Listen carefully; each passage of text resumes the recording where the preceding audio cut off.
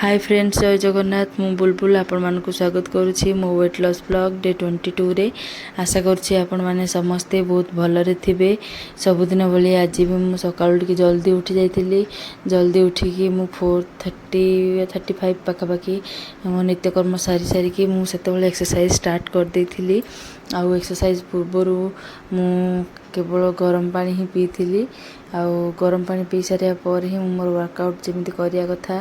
Fast मोर belly fat exercise start करथिली कहीं मोर postmortem wait तो ताकू लॉस करिया पई मते टिके टाइम लागिवो। तो मते ए सब एक्सरसाइज करिया को निहाती जरूरी। तो मु फास्ट ए सब एक्सरसाइज को स्टार्ट करे बॉडी को टिके स्ट्रेचेबल करिया पई। तापर ही मु चाहा मोर जेमती स्किपिंग रोप जंपिंग जैक ए सब हैला तो ताकू ही स्टार्ट कर दे कार्डियो वर्कआउट। तो आपण माने जो एक्सरसाइज ए देखि पारछन ताकू मु ईच साइड माने लेफ्ट एंड राइट 50-50 रे ही कंप्लीट करिछि, जोटा कि टोटल हमर 100 टाइम्स ही करिछि। आ तापरे ए एक्सरसाइज को भी मु 100 टाइम्स ही करिछि ईच साइड रे 50-50 करिकि। आउ ए सब एक्सरसाइज परे परे ही मते टिके भलो लागे, माने जंप फम्प करिया रे टिके प्रॉब्लम हुएनी काहेकि ना बॉडी से तो फ्लेक्सिबल ऑलरेडी हे सारी थाए। सकाळ उठिकी एकला एक्सरसाइज करिबारे टिके भल लागुनी, बोरिंग लागुची, बट मते करिया लागि ही पड़िबो। पुओ सेठी सोइथिला तो मु आज एक्सरसाइज करिथिली। तो तापरे एक्सरसाइज सरिया हैला बेलकु पुओ ही उठी पड़ला। आउ देखिबे से तापर ही मते केते हैरान करिची। तो सेति पई मु कहे कि लाइफ रे बहुत बिजी, तो सेति पई एक्सरसाइज पई time he they par नथिली। But एबे ताकू नै कि ही मते एक्सरसाइज करिया लागि पडुची। आउ ए सब एक्सरसाइज करि सारला परे मते लागुची मोर टिके टिके एबे माने मोर पेट टिके कमिची, जोटा कि आपण मानकु मु जेमति देखैथिली 43 थिला तो एबे सेटा 42 हेची। तो मु भाबुची कि मोर बेली फैट टिके टिके एबे कमिची काहेना डाइट मोर ठीक ठाक चलीची। भाबुची आगो को आउ टिके स्ट्रिक्ट डाइट करिवि काहे जल्दी वेट लॉस पई। आउ जेहेतु मोर एते दिन हेई गलानी तो मते एबे माने सेई डाइट रे अक्वेंटेड मु हेई गलिली। मते आउ एते माने जेमति क्रेविंग्स रहे खाइबार तो सेटा आउ नाही। तो सेति पई हम भाबुची कि आगो को टिके स्ट्रिक्टली डाइट रखिबी। तो से जहाँ भी से रहिला डाइट जमती ओडिया फूड को लेकिन तो सेटा मु आपण मानकु निहाती भाव में आगो को शेयर भी करी। आउ ए एक्सरसाइज को मु आज 150 टाइम्स ही करिछि कहीं ना एमती यार माने दीटा डिफरेंट साइड मु करुछि। तो गोटेटा मु 50 टाइम्स करिछि आ गोटेटा 100 टाइम एट ए टाइम करि सारिकी ही कंप्लीट करथिली। याकु मु आज बहुत कष्ट रे जानी आज पेट टिके टाणी होतला कोन पई माने पेट टिके दरज हे जे हला भली लागुतला आज। तो माने 20 टाइम्स करि सारला परे आ एते मते जणा पड़ नथला। आउ ए जोटा एबे आपण देखुछन ताकू मु 50 टाइम्स करिछि। तो तीटा को मिसै कि मोर आज 150 टाइम्स 200 टाइम्स मु करिनी काहेकि मते टिके पेट आज दरज लागुछि। मोर एमितिर भी सी सेक्शन तो टिके डर भी मते लागुछि। तो अधिक स्ट्रेच हवा पई डर लागुछि हेतु मु धीरे धीरे ही बढ़ौछि सब एक्सरसाइज।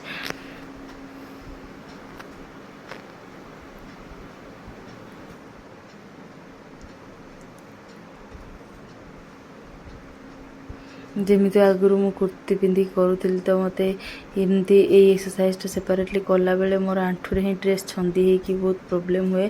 बट आज किसी प्रॉब्लम नहीं, तो मु इजीली एक्सरसाइजटा करि पारुची काहेकि ना आज माने आंठू किसी छंदी होनी। तो मु भाबुची कि एमती ही ड्रेस पिंधिकी एक्सरसाइज करेंगे आपण मैंने भी तो बहुत फ्लेक्सिबल रहिबो आपण एक्सरसाइज करियारे। तापरे पुणी मु मोर एबीएस वर्कआउट स्टार्ट कर देथिली जोड़ा ए आपण मैंने देखि पारथिबे। आ एटा को मु आज 20x3 रे ही करिछि।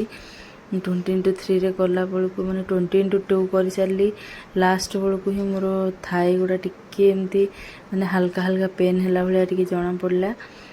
बट या मु भाबुची धीरे धीरे बढ़ेबी कहीं ना एथिरे मु जानछि जल्दी माने बेली फैट रिड्यूस हबो बोली।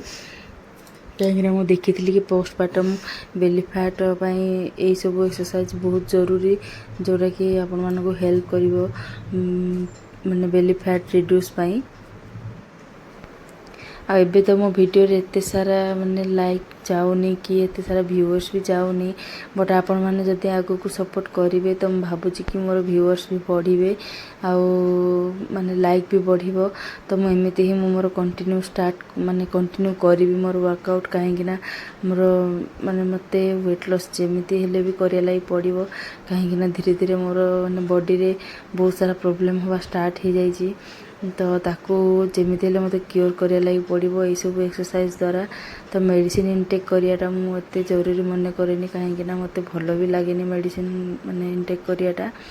ଆଉ ଏବେ ଯେଉଁ ଏକ୍ସରସାଇଜ୍ଟା ଆପଣ ଦେଖୁଛନ୍ତି ସେଇଟା ବି ମୋତେ ବହୁତ ମୁସ୍କିଲ୍ ହେଉଛି କରିବାରେ, କାହିଁକିନା ମୁଁ ଭାବେ ଏଇଟା ବହୁତ ଇଜି ବଟ୍ ଏଇଟା ବହୁତ ହାର୍ଡ଼ ଲାଗୁଛି, କାହିଁକିନା ପେଟଟା ଟାଣି ହେଉଛି। ତାପରେ ମାନେ 10 ଟାଇମ୍ସ କଲାବେଳକୁ ହିଁ ଗୋଡ଼ ବି ଟିକେ ଷ୍ଟେବୁଲ୍ ରହୁନି, ଯେହେତୁ ଓଜନ ଏବେ ବି ମୋର ଅଧିକ ଅଛି।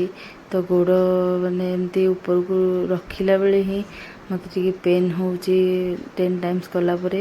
ତ ମୁଁ ୟାକୁ ଆଜି 20x2ରେ ହିଁ କରିଛି, ଅଧିକ କରିନାହିଁ। ଆଉ ତାପରେ ମୁଁ କରିଥିଲି କି ସାଇଡ଼୍ ଲେଗ୍ ଟଚ୍, ମାନେ ଅପୋଜିଟ୍ କ୍ରସ୍ କରିକି। ତ ଏମିତି ହିଁ କ୍ରସ୍ କରି କରି ଅପୋଜିଟ୍ ସାଇଡ଼୍ରେ 10 କରିକି ହିଁ ମୁଁ ଆଜି 50 ଟାଇମ୍ସ ଇଚ୍ ସାଇଡ଼୍ରେ କରିଛି। ଆଉ ଯେମିତିକି ଷ୍ଟାର୍ଟିଂରୁ ମୋର ମାନେ ଡାହାଣ ଗୋଡ଼ଟା ଏତେ ଫ୍ଲେକ୍ସିବୁଲ୍ ହେଉନଥିଲା, ବଟ୍ ଏବେ ଧୀରେ ଧୀରେ ଆଉ ଜଣାପଡ଼ୁନି, ସେଇଟା ବି ସେମିତି ମାନେ ଲେଫ୍ଟ ସାଇଡ଼୍ ଲେଗ୍ ଭଳିଆ ହିଁ କାମ କରୁଛି ଏବେ। ଆଉ ଏତେଟା ମାନେ ଖେଞ୍ଚି ହେଉନି, ଯେବେଠୁ ମୁଁ ଏମିତି କଲିଣି ଦୁଇଟା ଗୋଡ଼ ଯଦି ମୁଁ ତଳେ ରଖିଦେଉଛି ତ ସେଇଟା ଏତେ ଫ୍ଲେକ୍ସିବୁଲ୍ ହେଉନି। ବଟ୍ ଯଦି ଏମିତି ମୁଁ ଗୋଟେ ଲେଗ୍କୁ ଟିକେ ବେଣ୍ଡ କରିକି ଆଉ ଅଦରଟା ଲେଗ୍ ଟଚ୍ କରୁଛି ତ ସେଇଟା ମୋତେ ବହୁତ ଇଜିଲି ମାନେ ମୋର କମ୍ପ୍ଲିଟ୍ ହେଉଛି ଟାସ୍କଟା। ତ ଏମିତି ହିଁ ମୁଁ ମୋର 1 ଆୱାର୍ ପର୍ଯ୍ୟନ୍ତ ଏଇ ଏକ୍ସରସାଇଜ୍କୁ କରେ, ମାନେ ମ୍ୟାକ୍ସିମମ୍ ଟାଇମ୍ ପର୍ଯ୍ୟନ୍ତ। ତାପରେ ଏଇସବୁ ଏକ୍ସରସାଇଜ୍ ସରିଲା ପରେ ମୁଁ ଟିକେ ରିଲାକ୍ସେସନ୍ରେ ପୁଣି ଯାଏ ମୋର ମାନେ ଛାତ ଉପରେ, ଯେମିତି ଆପଣମାନଙ୍କୁ ଦେଖେଇଛି ବାହାରେ ଏକ୍ସରସାଇଜ୍ ମୁଁ କରେ।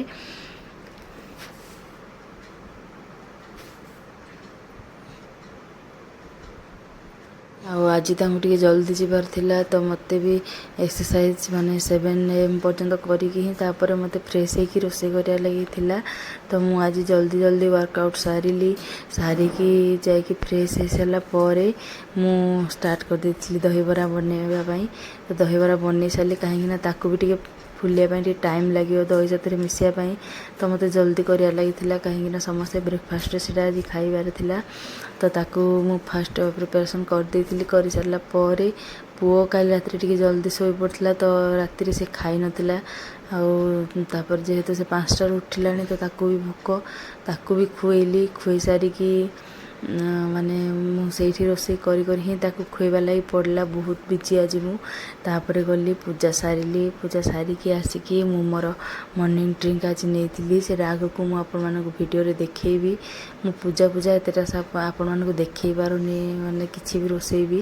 ତ ମୁଁ ଚେଷ୍ଟା କରିବି ଆଗକୁ ଧୀରେ ଧୀରେ ଭିଡ଼ିଓରେ ଏଇସବୁ ଆଡ଼୍ କରିବା ପାଇଁ। ଆଜି ମୁଁ ପ୍ଲାଙ୍କ୍ସ ବି କରିଥିଲି, ପ୍ଲାଙ୍କ୍ସ ଆଜି 5 ଟାଇମ୍ସ କରିଛି, ଯେଉଁଟାକି ମୁଁ ମୋର 30 ସେକେଣ୍ଡରେ ହିଁ କରିଛି ଆଜି। ଆଉ ଏଇ ଏକ୍ସରସାଇଜ୍ଟା ଯେଉଁଟା ଆପଣ ଦେଖୁଛନ୍ତି ଏଇଟା ଅଛି 18x2 କରିଛି ମୁଁ ଫାର୍ଷ୍ଟ ଟାଇମ୍, ଯେଉଁଟାକି ମୁଁ 100x2 କରେ ଅଲରେଡ଼ି, ବଟ୍ ଆଜି 18x2 କରିଛି। ତାପରେ ଏମିତି ଟଚ୍ ବାଲା ସେଟାକୁ ମୁଁ 50 ଟାଇମ୍ସ କରିଛି, କାହିଁକିନା ଏଇଟା ମାନେ ହାତ ଗୁଡ଼ା ଟିକେ ଅଧିକ ପେନ୍ କରୁଛି ବେଣ୍ଡ ହେଲା ବେଳେ। ମୁଁ ଭାବୁଛି ବେଲି ଫ୍ୟାଟ୍ ରିଡ୍ୟୁସ୍ ହେଲା ପରେ ଏଇସବୁର ଆଉ ପ୍ରୋବ୍ଲେମ୍ ରହିବନି। ତାପରେ ଏମିତି ଏଇଟା ଆପଣ ଯେଉଁଟା ଦେଖୁଛନ୍ତି ଏବେ, ତ ତାକୁ ମୁଁ 50 ଟାଇମ୍ସ ହିଁ କରିଛି ଆଜି, ଯେଉଁଟାକି 15 କରିକି କମ୍ପ୍ଲିଟ୍ କରିଥିଲି। ଲାଷ୍ଟରେ ଆଉ ଉଠି ପାରିଲିନି, ତ ମୁଁ ତାକୁ ସେତିକିରେ ହିଁ ଷ୍ଟପ୍ କରିଦେଇଥିଲି।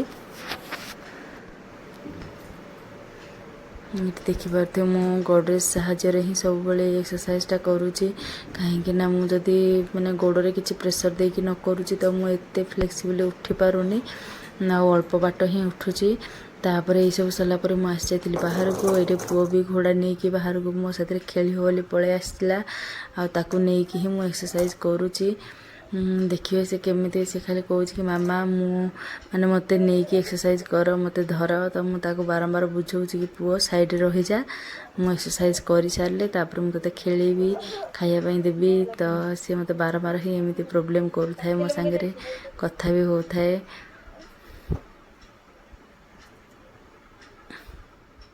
ଏଇଠି ସେ ମୋତେ କହୁଛି କି ମାମା ମୋତେ କାଖାଅ ବଟ୍ ମୁଁ ଏକ୍ସରସାଇଜ୍ କରୁଥିଲି ତ ମୋତେ ଟିକେ ହାଲିଆ ଲାଗୁଥିଲା ତାକୁ ମୁଁ ନ କାଖେଇକି ତାକୁ ମୁଁ ସେଇଠି ବସିବା ପାଇଁ ହିଁ କହିଦେଇଥିଲି।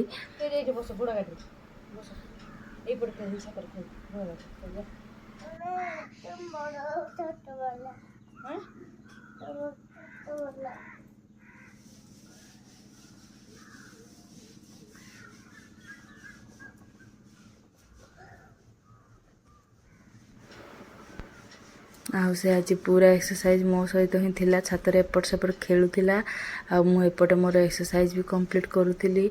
ଆଉ ଏଇ ଏକ୍ସରସାଇଜ୍ଟା ମୁଁ ଏଇ ସାଇଡ଼୍ରେ 25 ହିଁ କରିଛି ମାତ୍ର। ଏଇଟା କରିସାରିଲା ପରେ ମୁଁ ମୋର ଅଲଗା ଯେତେ ୱାର୍କଆଉଟ୍ ଥିଲା ତାକୁ ବି କମ୍ପ୍ଲିଟ୍ କରିଛି। ଯେମିତିକି ମୁଁ ଆପଣମାନଙ୍କୁ କହିଥିଲି କି ମୁଁ ନିଶା ଅରୋରାଙ୍କର ଯେଉଁ ମାନେ ସିରିଜ୍ଟା ମୁଁ କରୁଛି, ଯେମିତି ଏଇଟା ଗୋଟେ ହେଲା, ତାପରେ ଆହୁରି ତା'ର ମାନେ 3ଟା ଅଛି। ତ ସେହିସବୁ ଏକ୍ସରସାଇଜ୍କୁ ବି ମୁଁ ଯେମିତି ଯେଉଁ ରେପିଟେସନ୍ ଥିଲା ସେଇ ରେପିଟେସନ୍ ଏନି ହାଉ କମ୍ପ୍ଲିଟ୍ କରୁଛି, କାହିଁକିନା ମୋତେ ବେଲି ଫ୍ୟାଟ୍ କମେଇବାଟା ବହୁତ ଜରୁରୀ।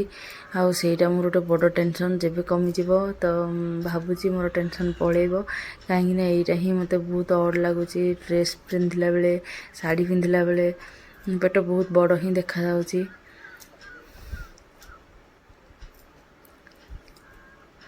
ତ ଆଜି ମୋର ମାନେ ଏମିତି ପାଦରେ ଟିକେ ପେନ୍ ରହୁଥିଲା, ତ ମୁଁ ୟାକୁ ଆଜି ଏମିତି ହିଁ ମାନେ ସ୍ଲୋରେ ହିଁ କରିଛି। ଯେମିତିକି ମୁଁ ଆଗରୁ ଦେଖେଇଥିଲି ଆପଣମାନଙ୍କୁ, ତ ମୁଁ ଟିକେ ଜମ୍ପ କରି କରେ, ବଟ୍ ସେମିତି ନ କରିକି ମୁଁ ଆଜି ଏମିତି ହିଁ କରିଛି। ଆଉ ତାପରେ ଏମିତି ସାଇଡ଼୍ ଲେଗ୍ କ୍ରସ୍ ସେଇଟାକୁ 25x3ରେ କରିଛି। ପୁଅ ଏଇଠି ଆସିକି ବାରମ୍ବାର ସାଇଡ଼୍ରେ ରହୁଥିଲା, ମୋତେ ଡର ବି ଲାଗୁଥିଲା କି ତାଠି ବାଜିଯିବ, ବଟ୍ ସିଏ ସାଇଡ଼୍ ହେଇଯାଉଥିଲା ମଝିରେ ଖାଲି ହିଁ ଆସିକି ଆଜି ହଇରାଣ କରୁଥିଲା, ମାମା କାଖେଇବା ପାଇଁ, ମାମା ଖେଳ, ଏମିତି ହିଁ। ତ ଛୁଆମାନଙ୍କୁ ତ ଆପଣ ଜାଣିଥିବେ, ସେମାନେ ଉଠିଲା ମାତ୍ରକେ ମାମାକୁ ହିଁ ଖୋଜିବେ। ତ ତାକୁ ଟିକେ ବୁଝିବା ପାଇଁ କଷ୍ଟ ହେଉଥିଲା ଆଜି ମୋତେ, ହେଲେ ବି ମୁଁ ମୋର ଏକ୍ସରସାଇଜ୍ କମ୍ପ୍ଲିଟ୍ କରିଛି। ଆଉ ଆଜି ସ୍କିପିଂ ରୋପ୍ ମୁଁ କରିନି କି ଜମ୍ପିଂ ଜ୍ୟାକ୍ ଅଳ୍ପ କରିଛି ଆଜି ସେମିତି। ଆଉ ଏଇଗୁଡ଼ା ହିଁ ମୁଁ କରିପାରିନି ଆଜି। ତ କାଲି ମୁଁ ଯେମିତି ହେଲେ ସେଇଟାକୁ କରିବି, କାହିଁକିନା ସେଇଟା ମୁଁ ଜାଣିଛି ଯଦି ମୁଁ ଗୋଟେ ଦିନ ସ୍କିପ୍ କରିଦେଲି ତ ମୋର ଗୋଡ଼ ପେନ୍ ବାହାରିଯିବ ଆଉ ମୁଁ ଏକ୍ସରସାଇଜ୍ କରି ହିଁ ପାରିବିନି।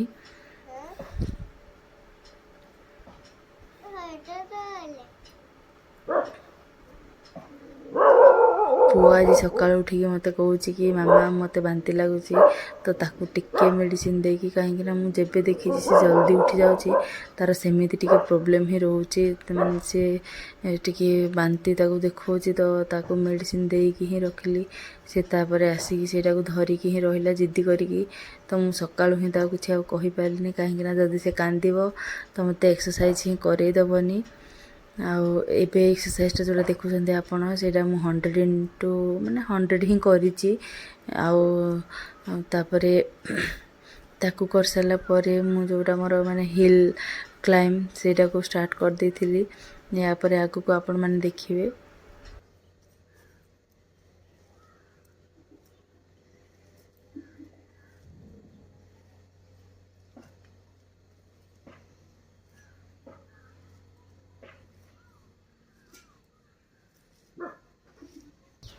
ଆଉ ଏଇ ଏକ୍ସରସାଇଜ୍ଟା ମୁଁ ଆଜି 50 ଟାଇମ୍ସ ହିଁ କରିଛି। ଏଇଟା କରିସାରିଲା ପରେ ହିଁ ମୁଁ ହିଲ୍ କ୍ଲାଇମ୍ବ ବି 50 ଟାଇମ୍ସ କରିଛି। ଆଉ ମୁଁ ଭାବୁଛି ଏଇଟା ଯେଉଁ ଏକ୍ସରସାଇଜ୍ଟା କାଲି ମୁଁ ଟିକେ ବଢ଼େଇ ଦେଇଥିଲି, ତ ମୋର ମାନେ ଏମିତି ଗୋଇଠି ଗୁଡ଼ା ହିଁ ଟିକେ ଦରଜ ରହୁଛି, କାଲି ରାତିରେ ଟିକେ ପେନ୍ ହେଉଥିଲା, ତ ମୁଁ ମୁଭ୍ ମାରି ଦେଇଥିଲି। ଆଜି ଟିକେ ଜଣାପଡ଼ୁନି, ଫିର୍ ବି ମୁଁ ଡରି ହିଁ କରୁଥିଲି ଏକ୍ସରସାଇଜ୍, କାହିଁକିନା ୱେଟ୍ ଅଧିକ ହେଲେ ଯଦି ମାନେ ଏମିତି ଡିଆଁ ଆପଣ କରିବେ ତ ଟିକେ ପାଦରେ ପ୍ରେସର୍ ପଡ଼ିକି ସେଇଟା ଆପଣଙ୍କର ଜଏଣ୍ଟ ପେନ୍ ଗୁଡ଼ା ଷ୍ଟାର୍ଟ ହେଇଯିବ। ତ ମୋର ବି ସେମିତି କିଛି ହେଇଛି ଏବେ, ଯେଉଁଟାକି ମୁଁ ସେଦିନ ମାନେ ଅଧିକ ଟାଇମ୍ ଟିକେ କରିଦେଇଥିଲି, ତ ସେଥିପାଇଁ ମୋର ପାଦ ଗୁଡ଼ା ଟିକେ ପେନ୍ ରହୁଛି ଏବେ। ଆଉ ଏଇଠି ପୁଅ ବି ମୋ ପାଖରେ ବସିଥିଲା, ଜମା ଉଠୁନଥିଲା, ତ ତାକୁ ବି ଥଣ୍ଡା ଲାଗୁଥିଲା। ତାକୁ ମୁଁ କହିଲି କି ଘରକୁ ଯା, ବଟ୍ ସେ ଯାଉ ବି ନଥିଲା, କାହିଁକିନା ତାକୁ ଶୋଇବାରେ ହିଁ ନଥିଲା। ଆଉ ତାପରେ ଆସିଲା ମୋର ଏଇ ଏକ୍ସରସାଇଜ୍ଟା, ଯେଉଁଟାକି ମୁଁ ଏଇ ସାଇଡ଼୍ରେ 20x2ରେ ହିଁ କମ୍ପ୍ଲିଟ୍ କରିଛି।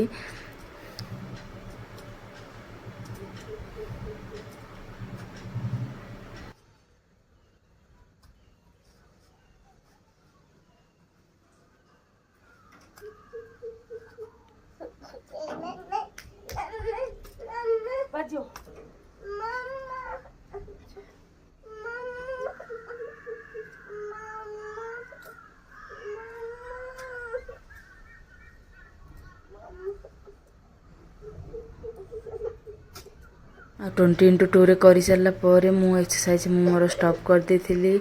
ତାପରେ ମୁଁ ଫ୍ରେଶ୍ ହେଇକି ଦହିବରା ବନେଇ ସାରିଲା ପରେ ପୂଜା କରିକି ହିଁ ତାପରେ ମୁଁ ମୋର ଡ୍ରିଙ୍କ୍ ନେଇଥିଲି। ଆଉ ଏଇଟା ଟିକେ ଆଜି ଅଧିକ ହଟ୍ ଥିଲା ତ ମୁଁ ତାକୁ ସିପ୍ କରିକି ହିଁ କମ୍ପ୍ଲିଟ୍ କରିଥିଲି। ଆପଣ ଏଠି ଦେଖିପାରୁଥିବେ କି ମୁଁ ଧରି ବି ପାରୁନି ଠିକ୍ ସେ, ଏତେ ଜୋରେ ଗରମ ଅଛି। ଥଣ୍ଡା ହେଇନଥିଲା ଆଉ ତାପରେ ଟାଇମ୍ ବି ହେଇଯାଇଥିଲା ତ ମୁଁ ତାକୁ ସିପ୍ କରିକି ହିଁ ନେଉଥିଲି। ତ ମୁଁ ସବୁଦିନ ତାକୁ ଟିକେ ଅଳ୍ପ ଗରମରେ ହିଁ ପିଏ, ବଟ୍ ଆଜି ସିପ୍ କରିକି ମୋତେ ପିଇବା ଲାଗି ପଡ଼ିଲା। ଅଧିକ ଗରମ ପାଇଁ ଟାଇମ୍ ବି ନଥିଲା। ପୁଅ ସେତେବେଳକୁ ଅଲରେଡ଼ି ସ୍କୁଲ ଯାଇସାରିଥିଲା ତ ମୋତେ ମାନେ ଭୋକ ବି ଲାଗୁଥାଏ। ତ ମୁଁ ଏଇଟା ପିଇ ନଥିଲି, ତ ସେଥିପାଇଁ ୟାକୁ ପିଇ ସାରିଲା ପରେ ମୋତେ ଆଉ ଭୋକ ଲାଗିନଥିଲା। ତା'ର ଅଧା ଘଣ୍ଟା ପରେ ହିଁ ମୁଁ ଷ୍ଟାର୍ଟ କରିଥିଲି ମୋର ବ୍ରେକଫାଷ୍ଟ, ଯେଉଁଟାକି ଅଲରେଡ଼ି ମୋତେ 10:30 ହେଇଯାଇଥିଲା ବ୍ରେକଫାଷ୍ଟ ନେଲା ବେଳକୁ। ଏଇଠି ଆପଣ ଦେଖିପାରୁଥିବେ ଆମେ ଆଜି ମିଶିକି ଖାଉଥିଲୁ ସକାଳେ। ମୋର 2ଟା ଦହିବରା ମୁଁ ଖାଇଲି, ସିଏ ଯାହା ଖାଇବା କଥା ଖାଇଲେ। ଆଉ ଲଞ୍ଚରେ ଆଜି ଲାଉ ରାଇ, ଶାଗ, ଟିକେ ବଡ଼ିଚୁରା ଆଉ କୋଳଥ ଡାଲି ସାଙ୍ଗରେ ଅଳ୍ପ ଟିକେ ଭାତ, ଏମିତି ହିଁ କିଛି ଥିଲା ଆଜି ଆଉ ଡିନରରେ ମୁଁ ମୋର ଅଳ୍ପ ଟିକେ ମୁଗ ଆଉ ମଟରକୁ ଭାଜିକି ହିଁ ନେଇଯାଇଥିଲି, ଯେଉଁଟାକି ମୋର 7 PM ଥିଲା। ତାପରେ ମୁଁ 8ଟା ବେଳେ ମୋର ମାନେ ଇଭିନିଂ ଡ୍ରିଙ୍କ୍ ନେଇକି ମୁଁ କମ୍ପ୍ଲିଟ୍ କରିଥିଲି। ତ ଆଶା କରୁଛି ଭିଡ଼ିଓଟି ଆପଣମାନଙ୍କୁ ଭଲ ଲାଗିଥିବ। ଯଦି ଭଲ ଲାଗିଥାଏ ଲାଇକ୍ କରିବେ, ସେୟାର କରିବେ, କମେଣ୍ଟ କରିବେ, ସବସ୍କ୍ରାଇବ୍ କରିବାକୁ ଜମା ଭୁଲିବେନି। ଦେଖାହେବ ନେକ୍ସଟ ଭିଡ଼ିଓରେ। ଜୟ ଜଗନ୍ନାଥ।